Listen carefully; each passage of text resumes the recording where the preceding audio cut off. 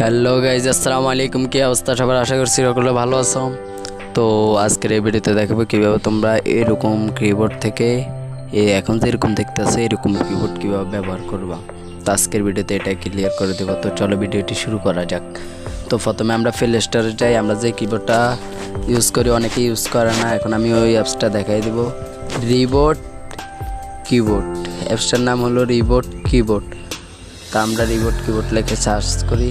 Search করার পরেই তো দেখতেছেন দ্বিতীয় নম্বর যে সফটওয়্যারটা আছে, এই অ্যাপসটা আমি ইনস্টল করি। সবাই তো ইনস্টল করে রাখে, কিন্তু আজকে আমি এটার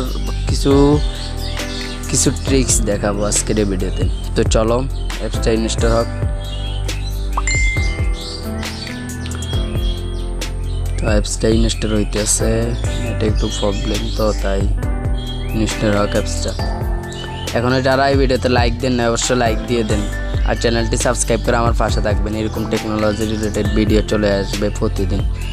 তো এরকম আসার পর দেখতেছেন স্টার্ট অ্যান্ড গেট সেটিংস, এটার মধ্যে আমরা ক্লিক করি। তো এটার মধ্যে ক্লিক করার পরে প্রথম আইকনটা আমরা ইনেবল করতে হবে, ইনেবল ইজ কিবোর্ড। তো এটার মধ্যে ক্লিক করার পরে দেখতেছেন তিনটা কিবোর্ড আছে। তো আমরা রিবোট কিবোর্ড, এটার সাইডে যে আইকনটা আছে এটা অন করে দিই, তারপরে ওকে দিই।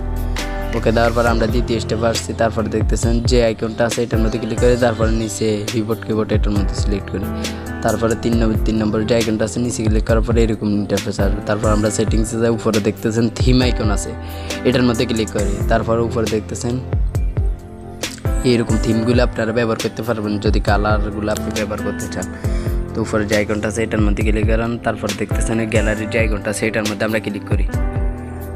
তো এটার মধ্যে ক্লিক করার পরে আপনি একটা ছবি সিলেক্ট করুন। তা আমি গ্যালারিতে গিয়ে একটা ছবি সিলেক্ট করি। তো আমি গ্যালারিতে যাই।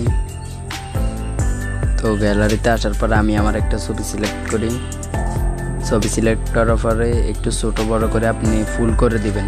তা আমি মুখের সামনে গিয়ে ফুল করে দিই। তারপর উপরে দেখতেছেন ক্রপ আইকন আছে, এই ক্রপ আইকনে ক্লিক করুন।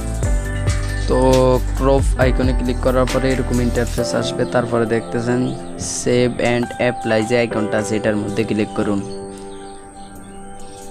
তো এটার মধ্যে ক্লিক করার পরে একটু কারণ দেখতেছেন আমাদের মেসেজ এসেছে থিম অ্যান্ড অ্যাপ্লাই। তো এটা অ্যাপ্লাই হয়ে গেছে। তো এখন আমি আপনাদেরকে ইউটিউবে গিয়ে দেখাবো এটা অ্যাপ্লাই হয়েছে না হয় নাই। তো আমি ইউটিউবে যাই। তো ইউটিউবে যাওয়ার পরে দেখতেছেন আমার থিমটা অ্যাপ্লাই হয়ে গেছে। তো আজকের ভিডিও পর্যন্ত, যদি ভালো লাগে তাহলে অবশ্যই একটি লাইক দিবেন আর চ্যানেলটি সাবস্ক্রাইব করে পাশে থাকবেন। আল্লাহ হাফেজ।